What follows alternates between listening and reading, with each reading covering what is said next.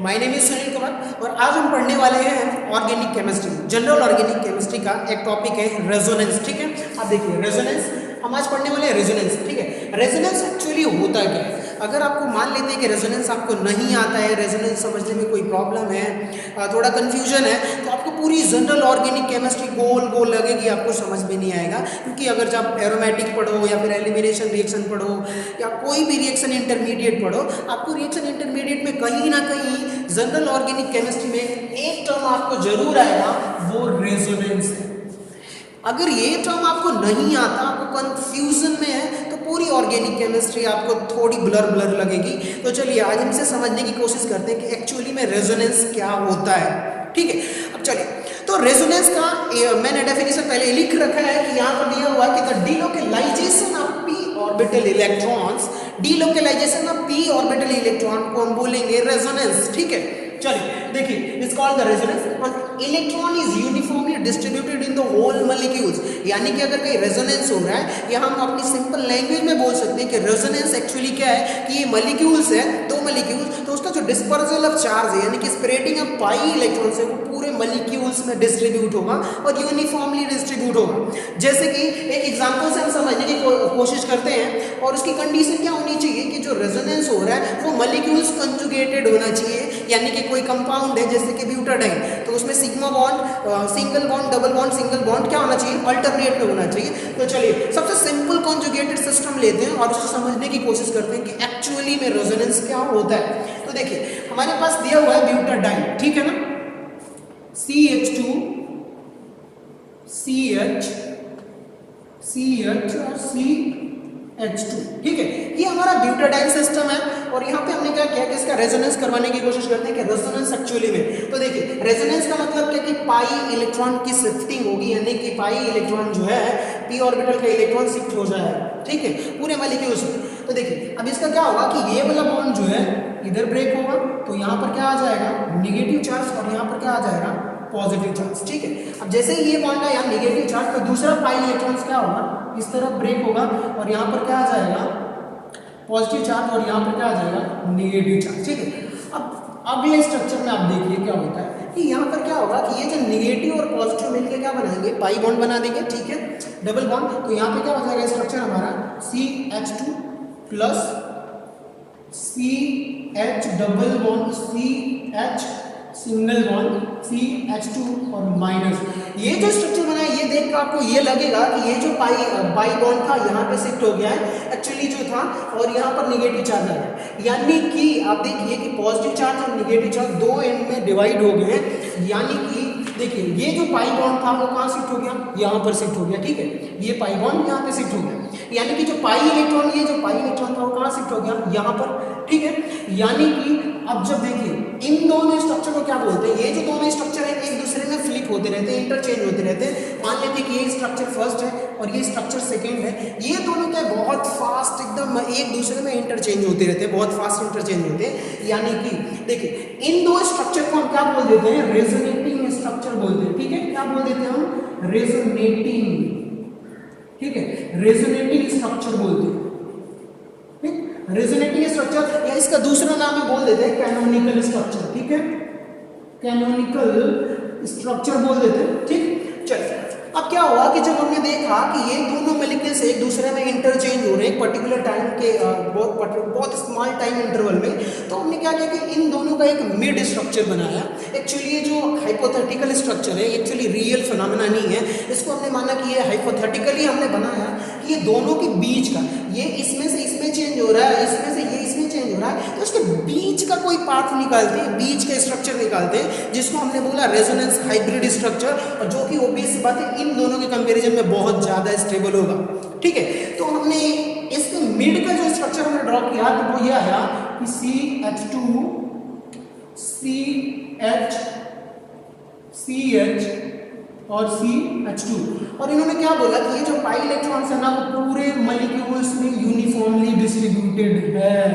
समझ में आ गई बात? जैसे हमने यहाँ पे क्या लिखा था कि electron is uniformly distributed distributed in the whole molecules, यानी कि ये जो स्ट्रक्चर है इसमें जो कि पूरा इलेक्ट्रॉन जो पाई इलेक्ट्रॉन था वो यहाँ पर होके एक पर्टिकुलर स्पेस पे था, पर्टिकुलर पॉइंट पे। पर अब ये जो पाई इलेक्ट्रॉन है वो पूरे मॉलिक्यूल्स में यूनिफॉर्मली डिस्ट्रीब्यूट हो गया है, तो इसको ही हम बोल देते हैं रेजोनेंस हाइब्रिड मॉलिक्यूल्स। ठीक है, क्या बोलते हैं हम? Resonance hybrid molecule. ठीक है, अब चलिए रेजोनेंस हाइब्रिड मॉलिक्यूल्स, अब हम इसकी स्टेबिलिटी की बात करेंगे तो रेजोनेंस हाइब्रिड जो मॉलिक्यूल्स है वो मोर स्टेबल होते हैं in comparison to canonical structure. तो जब आप स्टेबिलिटी की बात करोगे, जब आप स्टेबिलिटी की बात करोगे तो यहाँ पे क्या हो जाएगा कि जो रेजोनेंस हाइब्रिड मॉलिक्यूल्स है, रेजोनेंस हाइब्रिड, ठीक है, resonance hybrid is more stable compare to the canonical structure या रेजोनेटिंग स्ट्रक्चर। ठीक है, तो क्या हो जाएगा, सॉरी, कैनोनिकल स्ट्रक्चर। ठीक है, यानी कि यहाँ पे जो था कि स्टेबिलिटी की बात करोगे तो ये जो हाइपोथेटिकल स्ट्रक्चर है रेजोनेंस हाइब्रिड वो मोर स्टेबल हो जाता है in comparison to resonating structure. ठीक है, तो यहाँ पे हमने रेजोनेंस को समझा कि ये जो होता है एक्चुअली हाइपोथेटिकल फिनोमेना है, ये इलेक्ट्रॉन का डिस्पर्जल है पूरे मॉलिक्यूल्स में। अब आखिरकार ये मॉलिक्यूल्स को स्टेबलाइज क्यों करता है, समझ में आ गई बात? तो चलिए अब ये समझने की कोशिश करते हैं कि मॉलिक्यूल्स को ये स्टेबलाइज क्यों करता है और कैसे करता है। ठीक है, तो यहाँ पे हमने देखा, पहले हम थोड़ा रफ कर लेते हैं इसे और फिर समझने की कोशिश करते हैं कि स्टेबलाइज कैसे करता है ये मॉलिक्यूल्स को। ठीक है, कि रेजोनेंस के थ्रू मॉलिक्यूल्स स्टेबल कैसे होते हैं। चलिए अब देखिए यहाँ पे क्या हो गया कि ये जो चार्ज था पूरे मॉलिक्यूल्स में स्टेबल हो गया। ठीक है, पूरे मॉलिक्यूल्स में डिस्ट्रीब्यूट हो गया। पहले क्या था कि ये यहीं पर पाई इलेक्ट्रॉन था और इन दो पर्टिकुलर पोजीशन पर पाई इलेक्ट्रॉन था, पर अब क्या हो गया पूरे मॉलिक्यूल्स में डिस्ट्रीब्यूट हो गया, यानी कि जो इसकी चार्ज डेंसिटी थी वो डिक्रीज कर गई। समझ में आ गई बात? और जैसे ही चार्ज डेंसिटी ये डिक्रीज करेगी तो मॉलिक्यूल्स क्या हो जाएगा, मोर स्टेबल हो जाएगा। ठीक है, चलिए अब हम इस रेजोनेंस को एक दो और एग्जांपल से समझने की कोशिश करते हैं और फिर रेजोनेंस के कुछ रूल्स होते हैं कि क्या होता है रेजोनेंस, कैसे होता है, उसे हम समझेंगे।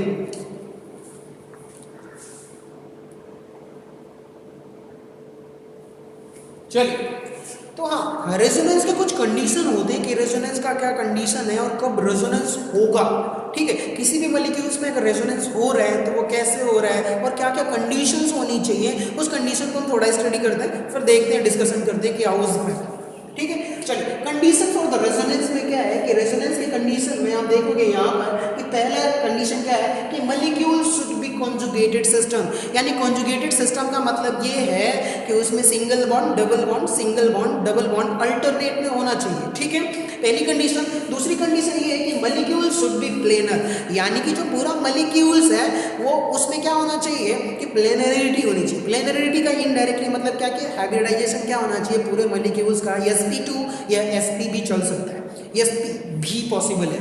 ठीक है, और थर्ड कंडीशन क्या थी कि जो लोन पेयर रेजोनेंस होने की जो कंडीशन है, इंपॉर्टेंट कंडीशन वो ये है कि देखिए लोन पेयर, चार्ज और फ्री रेडिकल, इनके बाद अगर सिंगल बॉन्ड है फिर डबल बॉन्ड है तो रेजोनेंस तो डेफिनेटली होगा और मॉलिक्यूल से स्टेबलाइज होगा। ठीक है, देखिए अगर लोन पेयर है, सिंगल बॉन्ड है, डबल बॉन्ड, क्या lone pair, single bond, double bond, charge positive और नेगेटिव कोई भी हो सकता है, तो चार्ज फिर सिंगल बॉन्ड डबल बॉन्ड है तो रेजोनेंस होगा। अगर फ्री रेडिकल है, सिंगल बॉन्ड है और फिर डबल बॉन्ड है तो भी रेजोनेंस होगा। ठीक है, ये दो तीन कंडीशन है, अगर आप समझ लिए तो रेजोनेंस समझने में कोई प्रॉब्लम होगी ही नहीं होगी, कभी भी आपको प्रॉब्लम नहीं होगी पूरी ऑर्गेनिक केमिस्ट्री में। ठीक है, कंडीशन क्या होनी चाहिए, पहला lone pair, single bond, double bond. ठीक है, चार्ज में पॉजिटिव और नेगेटिव कोई भी चार्ज हो सकता है, यानी कि पॉजिटिव चार्ज और सिंगल बॉन्ड, डबल बॉन्ड। और थर्ड जो कंडीशन है कि फ्री रेडिकल होना चाहिए, सिंगल बॉन्ड और डबल बॉन्ड होना चाहिए, तो मॉलिक्यूल्स में रेजोनेंस तो होगा। बाकी आप समझ चुके हो कि कॉन्जुगेटेड सिस्टम होना चाहिए, मॉलिक्यूल शुड बी प्लेनर होना चाहिए, lone pair, sigma bond, free radical या नेगेटिव चार्ज, पॉजिटिव चार्ज हो और सिंगल डबल बॉन्ड हो तो रेजोनेंस होगा। चलिए, तो अब रेजोनेंस के लिए हम सबसे सिंपल पहला फंडा ले लेते हैं, lone pair, single bond, double bond. यानी कि यहाँ पे आप देख सकते हो कि ये लोन पेयर है, क्लोरीन के पास एटलीस्ट वन लोन पेयर तो है, बाकी लोन पेयर मैंने डिनोट नहीं किया है, आप समझ लीजिएगा। Lone pair, single bond, double bond, इस मॉलिक्यूल्स में क्या होगा, रेजोनेंस होगा, डेफिनेटली रेजोनेंस होगा। यानी कि देखिए अब आपको रेजोनेंस दिखाऊंगा कैसे होता है। रेजोनेंस में क्या होता है कि एक दूसरे से स्ट्रक्चर इंटरचेंज होते रहते हैं, तो इसलिए हम रिवर्सिबल साइन लगाते हैं, ठीक है। चलिए देखिए अब यहाँ पे क्या होगा कि ये बॉन्ड इधर ब्रेक होगा, तो यहाँ पे क्या आएगा पॉजिटिव चार्ज, यहाँ पर नेगेटिव चार्ज, ठीक है। अब आप ये बोलोगे कि ये बॉन्ड इधर ही क्यों ब्रेक होगा, चलिए तो हम इधर भी ब्रेक करके देख लेते हैं कि क्यों ऐसा होगा, अगर उधर ब्रेक क्यों नहीं होगा। देखिए अब ये क्या हो गया कि अगर ये बॉन्ड मान लेते हैं कि इस तरफ ब्रेक होता है, सपोज दैट कि इस तरफ ब्रेक होता है लेफ्ट साइड, तो यहाँ पे क्या आएगा नेगेटिव चार्ज और यहाँ पर क्या आएगा पॉजिटिव चार्ज, ठीक है। यानी कि अब देखिए नेगेटिव चार्ज और negative electrons, lone pair electron है, इनके बीच में क्या होगा रिपल्शन होगा, और रिपल्शन होने की वजह से मॉलिक्यूल क्या हो जाएगा अनस्टेबल हो जाएगा। इसलिए अब ये जो बॉन्ड है पाई बॉन्ड वो लेफ्ट साइड ब्रेक ना होकर के इधर ब्रेक होगा, राइट साइड ब्रेक होगा। यानी कि चलिए देखिए अब हम समझने की कोशिश करते हैं कि ये तो इधर ब्रेक होने वाला है नहीं, चलिए अब ये किधर ब्रेक होगा, इधर ब्रेक होगा, तो यहाँ पे नेगेटिव चार्ज आएगा, यहाँ पर क्या आएगा पॉजिटिव चार्ज आएगा, और इस पॉजिटिव चार्ज का मतलब क्या है एम्प्टी पी ऑर्बिटल, समझ में आ गई बात। यानी कि यहाँ पर क्या है एम्प्टी पी ऑर्बिटल है। अब पी ऑर्बिटल में क्या होगा कि ये क्लोरीन अपना इलेक्ट्रॉन दे देगा और एक बॉन्ड बनाएगा, समझ में आ गई बात, पाई बॉन्ड फॉर्म करेगा। अगला स्ट्रक्चर कैसा हो जाएगा क्लोरीन, और ये इलेक्ट्रॉन दिया है तो क्या आ जाएगा इसमें पॉजिटिव चार्ज, लिया होता तो नेगेटिव चार्ज, यानी कि इलेक्ट्रॉन दिया है तो यहाँ पर आ जाएगा पॉजिटिव चार्ज, और ये डबल बॉन्ड फॉर्म कर देगा क्लोरीन के साथ, और ये हो जाएगा CH और सिंगल बॉन्ड CH2 माइनस। अब देखो भैया यहाँ पे क्या हो गया था कि जो लोन पेयर नेगेटिव चार्ज था वो यहाँ पे आ गया, यानी कि इस एंड से कहाँ चला गया इस एंड पे, यानी कि जो डिस्पर्सल ऑफ इलेक्ट्रॉन या spreading of electron hole molecules में क्या हो गया इस एंड से चल के यहाँ आ गया, ठीक है।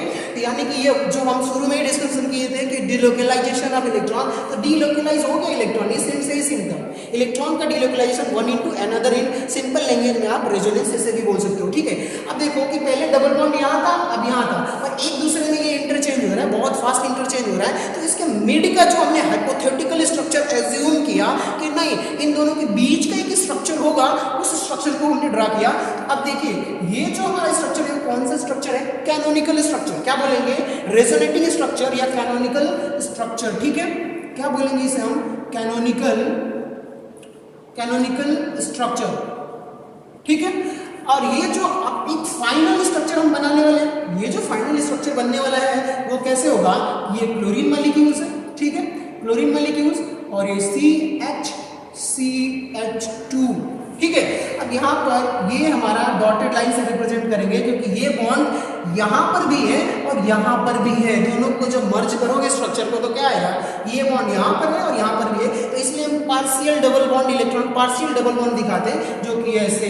और ये जो स्ट्रक्चर है ये हमारा रेजोनेंस हाइब्रिड स्ट्रक्चर होगा, क्या बोलेंगे इसे हम रेजोनेंस हाइब्रिड, ठीक है रेजोनेंस हाइब्रिड स्ट्रक्चर, ठीक है। और जो रेजोनेंस हाइब्रिड स्ट्रक्चर होता है वो कैनोनिकल स्ट्रक्चर से हमेशा क्या होता है मोर स्टेबल होता है, यानी कि स्टेबिलिटी आप दिखाओगे तो जो होगा resonance hybrid more stable in compare to the canonical structure या रेजोनेटिंग स्ट्रक्चर, ठीक है। चलिए तो पहला तो हमने समझ लिया कि lone pair single bond double bond होगा तो रेजोनेंस होगा, और वो कैसे होगा आप इस मॉलिक्यूल से समझ सकते हो, ठीक है। चलिए अब अगले हम स्ट्रक्चर अगले एक्चुअली एग्जांपल पे चलते हैं कि चार्ज या तो पॉजिटिव चार्ज हो या नेगेटिव चार्ज हो, सिंगल बॉन्ड डबल बॉन्ड होगा तो रेजोनेंस कैसे होगा, ठीक है। तो इसे रफ करते हैं फिर हम इसे समझने की कोशिश करते हैं नेक्स्ट एग्जांपल।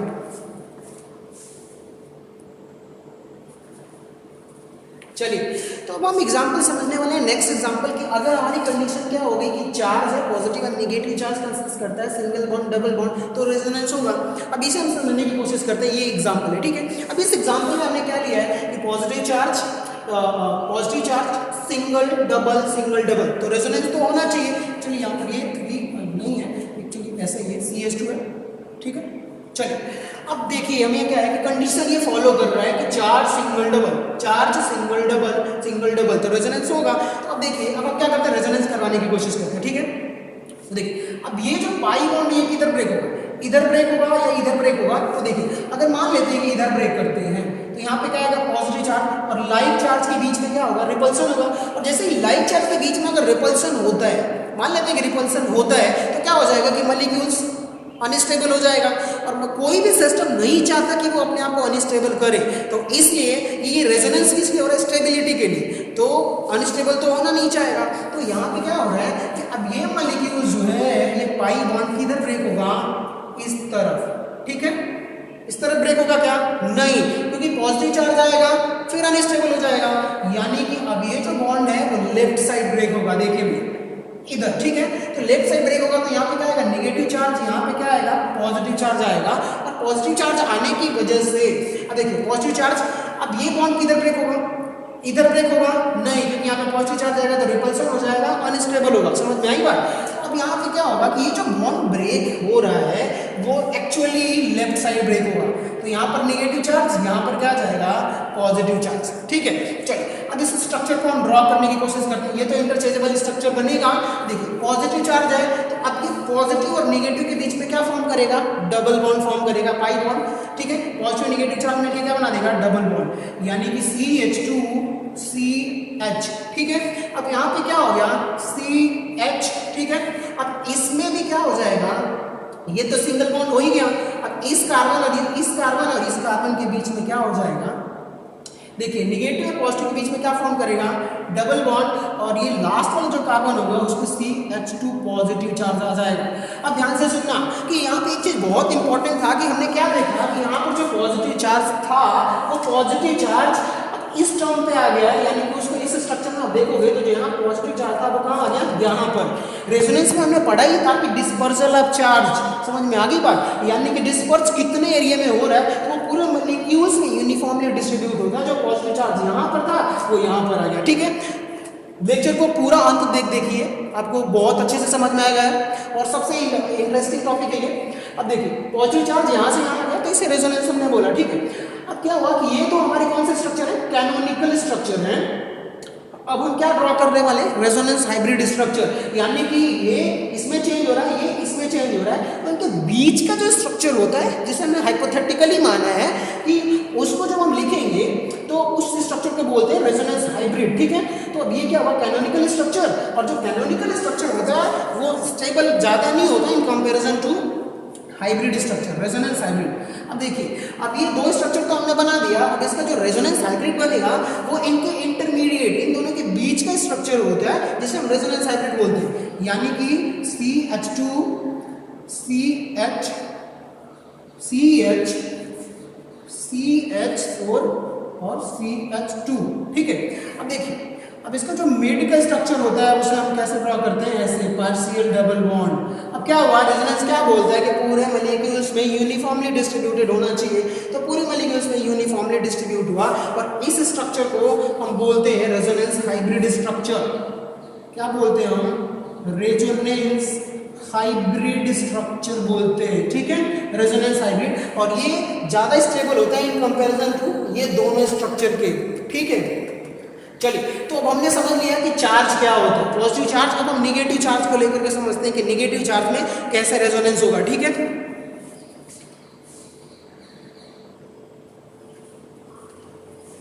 चलिए तो अब हम समझने वाले हैं ये वाला सेकेंड जो एग्जांपल था कि अगर हमारा पॉजिटिव चार्ज हो, सॉरी एक्चुअली हम पॉजिटिव चार्ज का तो समझ लिए, अब हमें समझना है कि यहाँ पर अगर नेगेटिव चार्ज हो, ठीक है, negative charge single bond double bond, तो रेजोनेंस कैसे होगा, तो उसे देखिए, सॉरी ये हमने पॉजिटिव चार्ज लिख दिया है, ये एक्चुअली नेगेटिव चार्ज है, ठीक है, क्या नेगेटिव चार्ज। अब देखिए ये बॉन्ड किधर ब्रेक होगा, सबसे बड़ा कंफ्यूजन शुरू में आता है स्टार्टिंग में कि क्या बॉन्ड लेफ्ट साइड ब्रेक होगा या राइट साइड। तो देखिए हम समझते हैं, मान लेते हैं अगर लेफ्ट साइड ब्रेक करते हैं तो नेगेटिव चार्ज यहाँ जाएगा, और इन दोनों के बीच में लाइट चार्ज के बीच में क्या होगा, रिपल्सन, और जैसे ही रिपल्सन होगा मॉलिक्यूल्स क्या हो जाएगा, अनस्टेबल हो जाएगा। क्या कोई मॉलिक्यूल्स चाहेगा अनस्टेबल होना, नहीं, कोई भी मॉलिक्यूल्स नहीं चाहता, कोई भी सिस्टम नहीं चाहता अगर मैं इस चौक को नीचे छोड़ूंगा तो ये भी स्टेबल होना चाहेगा, ठीक है, ऐसा नहीं है कि हवा में रुक जाएगा, ठीक है।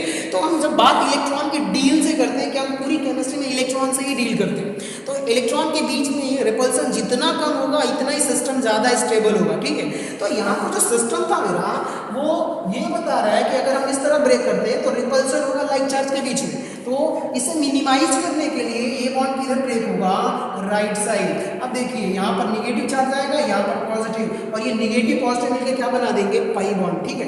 और जैसे ही पाई बॉन्ड बनेगा तो अगला स्ट्रक्चर हमारा जो होगा रेजोनेटिंग या कैनोनिकल स्ट्रक्चर आप बोल सकते हो, वो CH2CH और सिंगल बॉन्ड CH2 माइनस। अब देखो ये पहले इस एंड पे नेगेटिव चार्ज था, अब वो कौन से आ गया, इस एंड पे नेगेटिव चार्ज, यानी कि मॉलिक्यूल्स में डिस्पर्ज हुआ और उसी चार्ज के डिस्पर्जन फिनोमेना को हम रेजोनेंस बोलते हैं। अब क्या है कि पहले एक पॉइंट पर इलेक्ट्रॉन डेंसिटी थी, यहाँ पर सिर्फ कार्बन पे इलेक्ट्रॉन डेंसिटी थी, तो वो इलेक्ट्रॉन डेंसिटी हाई होने की वजह से मॉलिक्यूल क्या था, ज़्यादा अनस्टेबल था। अब वो इलेक्ट्रॉन क्या हो गया, पूरे मॉलिक्यूल्स में डिस्पर्ज हो गया। अभी दिखाता हूँ, ठीक है। अब वो जो था कि CH2 अब जो इलेक्ट्रॉन था वो पूरे मॉलिक्यूल्स पे डिस्ट्रीब्यूट हो गया। यहाँ पर था इलेक्ट्रॉन डेंसिटी इतना ज़्यादा हाई थी, ये अनस्टेबल मॉलिक्यूल था। अब क्या हुआ कि इलेक्ट्रॉन डेंसिटी पूरे मॉलिक्यूल्स में फैल गई, तो इलेक्ट्रॉन डेंसिटी क्या हो गई, डिक्रीज कर गई, और डिक्रीज होने की वजह से क्या हो गया कि मॉलिक्यूल्स हमारा स्टेबल हो गया, यानी पूरे मॉलिक्यूल्स में चार्ज डिस्ट्रीब्यूट हो गया, ठीक है। तो यानी कि ये जो है स्टेबल मॉलिक्यूल्स होगा, ठीक है, स्टेबल स्ट्रक्चर होगा, ठीक है, बिकॉज इलेक्ट्रॉन डेंसिटी डिक्रीजेस, ठीक है।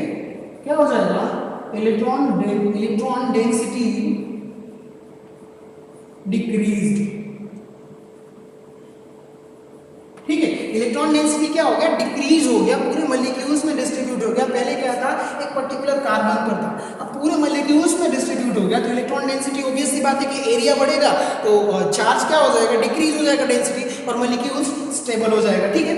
चलिए, तो अब ये तो हमने समझ लिया सेकंड की जो नेगेटिव चार्ज था। अब हम फ्री रेडिकल के अकॉर्डिंग समझते हैं कि फ्री रेडिकल में क्या होता है रेजोनेंस, ठीक है, और कैसे होता है रेजोनेंस, तो उसे समझने की कोशिश करते हैं हम। चलिए, जो हमारी फोर्थ कंडीशन ये थी कि अगर फ्री रेडिकल हो, सिंगल बॉन्ड हो, डबल बॉन्ड हो, तो रेजोनेंस कैसे होगा मॉलिक्यूल्स में, ठीक है। अब इस मॉलिक्यूल्स में लास्ट जो एग्जांपल है हम समझने की कोशिश करते हैं। देखिए यहाँ पर क्या है, CH2 फ्री रेडिकल, ठीक है। अब फ्री रेडिकल है, अब ये रेजोनेंस कैसे होगा, इसके पास एटलीस्ट 1 इलेक्ट्रॉन है, और जो ये अनइलेक्ट्रॉन है, एक्चुअली 1 इलेक्ट्रॉन है, अनपेयर्ड इलेक्ट्रॉन, वो क्या कंडीशन बता रहा है। देखो हमारी कंडीशन क्या थी कि हमारा फ्री रेडिकल होना चाहिए, सिंगल बॉन्ड होना चाहिए, डबल बॉन्ड। अब देखिए free radical, single bond, double bond, resonance तो होगा। बहुत सिंपल सा ट्रिक है, आपको कुछ नहीं करना है। रेजोनेंस में क्या होता है कि जब रेजोनेंस करवाना होता है तो उस केस में हमें क्या करना पड़ता है, होमोलिटिक फ्यूजन करवाना पड़ता है। तो चलिए हम थोड़ा होमोलिटिक फ्यूजन समझ लेते हैं क्या होता है। होमोलिटिक फ्यूजन का मतलब ये होता है कि जैसे कि ये CH2 है, ये CH मॉलिक्यूल्स है, और ये जो है CH2 एक फ्री रेडिकल है, ठीक है। अब यहाँ पे क्या होगा कि होमोलिटिक फ्यूजन का मतलब कि ऐसा bond pi electron bond break करेगा या सिग्मा बॉन्ड कि वो जो दोनों एटम, ये एटम कार्बन एटम, ये कार्बन एटम, ये जो 2 इलेक्ट्रॉन होगा पाई बॉन्ड का, वो अपना एक इलेक्ट्रॉन ले ले। समझ में आ गई बात, अपना एक इलेक्ट्रॉन क्या कर ले, वो ले ले। तो अब अगला स्ट्रक्चर क्या बन जाएगा, इसको भी एक इलेक्ट्रॉन मिल गया, इस कार्बन को, सेकेंड कार्बन को भी अपना एक इलेक्ट्रॉन मिल गया, तो इस स्ट्रक्चर को हम बोल देते हैं CH फ्री रेडिकल, और CH फ्री रेडिकल, और CH2 फ्री रेडिकल, ठीक है। एक्चुअली मैंने ऐसे नहीं लिख सकते हम, पर ब्रेक करके मैंने लिखा ऐसा समझाने के लिए। अब यहाँ पे क्या होगा, ये जो फ्री रेडिकल है और ये फ्री रेडिकल मिलकर क्या बना देगा, पाई बॉन्ड बना देगा, और जो नेक्स्ट स्ट्रक्चर जो रिफॉर्म होगा वो हो जाएगा CH2 फ्री रेडिकल, CH2, ठीक है। ये स्ट्रक्चर बनने वाला है। फ्री रेडिकल कहाँ से आ गया, इस पॉइंट से फ्री रेडिकल इधर आ गया, यानी कि चार्ज जो इलेक्ट्रॉन था इस एंड से इधर आ गया, ठीक है। चलिए, तो अब इसको हम यहाँ पे समझने की कोशिश करते हैं कि कैसे होगा। तो अब यहाँ पे क्या होगा, होमोलिटिक फ्यूजन होगा, तो ये बॉन्ड इधर ब्रेक होगा और ये बॉन्ड इधर, और ये जो 2 इलेक्ट्रॉन है ये एक इलेक्ट्रॉन अपना एटम्स ले लेंगे, ठीक है। और जैसे ही एटम इलेक्ट्रॉन लेंगे तो यहाँ पे क्या हो जाएगा, CH2 CH, और यहाँ पे क्या हो जाएगा CH2 फ्री रेडिकल, ये फ्री रेडिकल और ये फ्री रेडिकल। ये तो फ्री रेडिकल क्या करेंगे कि जो एक्चुअली p ऑर्बिटल में अनपेयर्ड इलेक्ट्रॉन है, ठीक है, और ये ओवरलैप करके क्या फॉर्म कर देंगे, पाई बॉन्ड फॉर्म करेंगे, और जैसे ही पाई बॉन्ड फॉर्म करेंगे तो नेक्स्ट स्ट्रक्चर हमें मिल जाएगा CH2 फ्री रेडिकल, CH और CH2, ठीक ठीक है। अब देखिए पहले क्या था कि पाई इलेक्ट्रॉन्स इस साइड था, राइट साइड था, अब किधर आ गया, लेफ्ट साइड आ गया, ठीक है। देखिए लेफ्ट साइड यानी कि इलेक्ट्रॉन जो था डिस्पर्ज होके कहाँ आ गया, यहाँ पर। अब ये जो दोनों स्ट्रक्चर है एक दूसरे के इंटरचेंज हो रहे, बहुत फास्ट इंटरचेंज होते हैं, तो हम क्या करते हैं इसके मिड का स्ट्रक्चर निकालते हैं जो क्या होता है रेजोनेंस हाइब्रिड, ठीक है। तो अब वो स्ट्रक्चर क्या बनता है, ये वाला स्ट्रक्चर बनता है, जैसे कि CH2 CH2 और ये हमारा स्ट्रक्चर आ जाएगा, समझ में आ गई बात। और इसी को हम बोल देते हैं रेजोनेंस हाइब्रिड स्ट्रक्चर, ठीक है। और ये दोनों जो हमारे स्ट्रक्चर बनेंगे, एक्चुअली ये नहीं होगा, ये होगा, ये तो जस्ट समझाने के लिए था, एक्सप्लेन करने के लिए था, इसको हम बोल देते हैं कैनोनिकल स्ट्रक्चर, ठीक है। चलिए अब रेजोनेंस को थोड़ा और समझते हैं, कुछ और एग्जांपल से समझते हैं कि रेजोनेंस कैसे होता है और कैसे स्टेबलाइज करता है। चलिए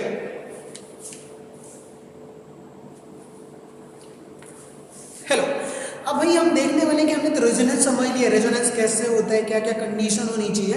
चलिए अब रेजोनेंस में एक और चीज बच गया है जो कि नेक्स्ट टॉपिक है, कैरेक्टरिस्टिक्स ऑफ द रेजोनेंस, ठीक है, कि उसकी क्या क्या कैरेक्टरिस्टिक्स होती है रेजोनेंस में, और हम इस एग्जांपल के थ्रू समझेंगे, ठीक है। चलिए अब यहाँ पे नेक्स्ट एग्जांपल हमारा दिया हुआ है, यहाँ पे क्या इस मॉलिक्यूल्स में रेजोनेंस होगा, सोचिए कि रेजोनेंस होगा, और होगा तो कैसे होगा, क्यों होगा, और क्या क्या कैरेक्टरिस्टिक्स होनी चाहिए, हम यहाँ से आपको कोरिलेट करके बताएंगे, ठीक है। अब यहाँ पे हमने क्या देखा कि यहाँ पे जो था कार्बोनिल ग्रुप था, यानी कार्बोनिल ग्रुप तो है और ये कीटोन फंक्शनल ग्रुप है, ठीक है। अब यहाँ पे हमें क्या देखना है कि रेजोनेंस की कंडीशन चेक करनी है, कैसे होगा। देखिए यहाँ पर double bond single bond double bond condition है, अप्लाई होगा, double bond single bond double bond, double single double, double single double, condition है, रेजोनेंस होगा, बढ़िया, गुड, रेजोनेंस तो होगा। अब यहाँ पे क्या होगा कि हमने देखा कि ये बॉन्ड किधर ब्रेक होगा, अब ये सोचना है कि ये बॉन्ड किधर ब्रेक होगा, समझ में आ गई बात। अब देखिए बॉन्ड ब्रेक करने का सबसे तरीका क्या है कि इलेक्ट्रोनेगेटिविटी जिसकी ज्यादा होगी उधर ही बॉन्ड ब्रेक होगा, सिंपल बात है। यानी कि इलेक्ट्रोनेगेटिविटी जो है ऑक्सीजन की ज्यादा है इन कंपेयर टू कार्बन, यानी कि जो बॉन्ड ब्रेक होने वाला है किधर ब्रेक होने वाला है, ऑक्सीजन की तरफ, ठीक है। अब ऑक्सीजन की तरफ बॉन्ड ब्रेक हो गया तो यहाँ पे कौन सा चार्ज आएगा, नेगेटिव चार्ज, और यहाँ पर कौन सा चार्ज आएगा, पॉजिटिव चार्ज, ठीक है। चलो अब देखते हैं कि यहाँ पे पॉजिटिव चार्ज आ गया तो चार्ज सिंगल डबल, रेजोनेंस का वंस अगेन क्या कंडीशन आ गई, चार्ज सिंगल डबल, जो हमने पहले ही देखा है, डिस्कशन किया है। तो अब ये रेजोनेंस होगा, अब ये बॉन्ड किधर ब्रेक होगा, बॉन्ड ऐसा ब्रेक होगा कि यहाँ पर लाइट चार्ज ना है इस कार्बन पे, अगर पॉजिटिव चार्ज आएगा तो क्या हो जाएगा, अनस्टेबल रिपल्सन हो जाएगा पॉजिटिव चार्ज के बीच में। तो इसलिए ये बॉन्ड किधर ब्रेक होगा, इस तरफ, ताकि निगेटिव और पॉजिटिव के बीच में क्या हो जाए, डबल बॉन्ड फॉर्म करे, ठीक है। अब जैसे ही डबल बॉन्ड फॉर्म करेगा तो यहाँ पे क्या आ जाएगा, पॉजिटिव चार्ज, ठीक है। और इसका जो अगला जो है रेजोनेटिंग स्ट्रक्चर बनेगा वो ऐसे होगा, ठीक है, CH यहाँ पर क्या आ गया, positive charge, CH carbon double bond O minus और CH3, ठीक है। ये स्ट्रक्चर बना, ये तो हमारे कौन कौन से स्ट्रक्चर हुए, canonical structure.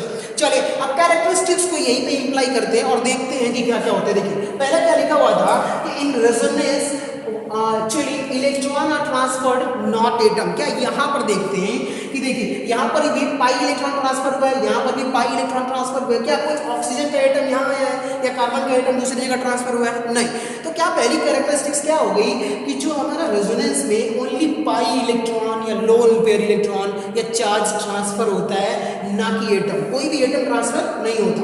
Third second condition क्या थी कि number of unpaired electron should be same, यानी कि पूरे मॉलिक्यूल्स में अगर आप चेक करोगे तो जो नंबर ऑफ अनपेयर्ड इलेक्ट्रॉन्स होंगे, अनपेयर्ड इलेक्ट्रॉन्स वो क्या होंगे, सेम होंगे, चेंज नहीं होने वाले, ठीक है।